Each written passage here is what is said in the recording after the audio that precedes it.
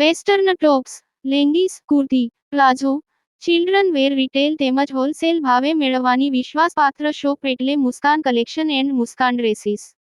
અમારી બંને શોપની એકવાર અવશ્ય મુલાકાત લો। સ્થળ: બેંક રોડ, બજાર પાછળ, પાલેજ, તાલુકો, જિલ્લો ભરૂચ।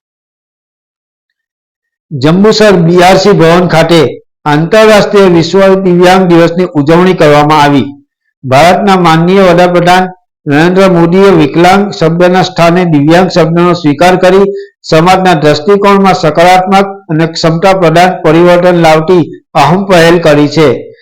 1992 થી સમગ્ર વિશ્વમાં આંતરરાષ્ટ્રીય વિશ્વ દિવ્યાંગ દિવસની ઉજવણીનું આયોજન સંયુક્ત રાષ્ટ્ર દ્વારા દર વર્ષે 3 ડિસેમ્બરના રોજ ઉજવણી કરવાનું ઠરાવવામાં આવ્યું છે, જેના ભાગરૂપે સમગ્ર શિક્ષા ભરૂચ જિલ્લા આઈઈડી કોઓર્ડિનેટર શ્રીમતી ચૈતાલીબેન પટેલના માર્ગદર્શન હેઠળ તથા જંબુસર તાલુકા અશ્વિનભાઈ પઢિયારના અધ્યક્ષસ્થાને બીઆરસી ભવન ખાતે આંતરરાષ્ટ્રીય વિશ્વ દિવ્યાંગ દિવસની ઉજવણી કરવામાં આવી હતી, જેમાં તાલુકા AIS coordinator જીતેન્દ્રભાઈ Patel, BRP secondary સમીમબેન દિવાન અને બીઆરપી એલિમેન્ટરી અંજલિબેન વસાવા આઈઈડીએસએસના વિશેષ શિક્ષકો સહિત ઉપસ્થિત રહ્યા હતા।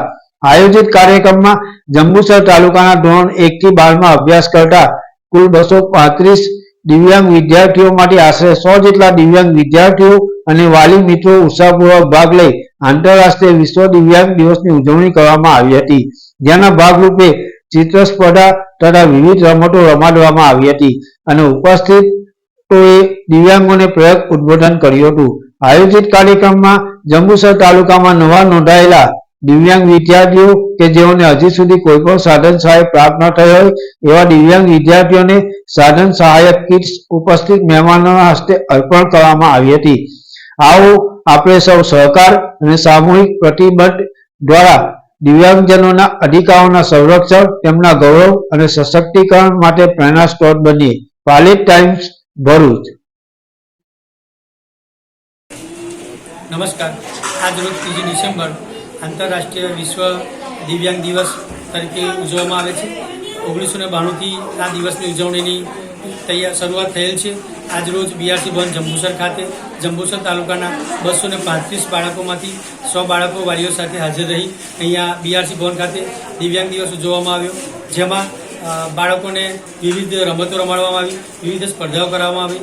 આજ રોજ જે નવા બાળકો હતા, દિવ્યાંગ બાળકો જેમને અત્યાર સુધી સાધન સહાયની લાભ નથી મળ્યો તેવા બાળકોને 50,000 સુધીના સાધનો કીટ વિતરણ કરવામાં આવી અને ખૂબ જ આનંદ ઉલ્લાસથી આ કાર્યક્રમ પૂર્ણ કરવામાં આવ્યો। આભાર।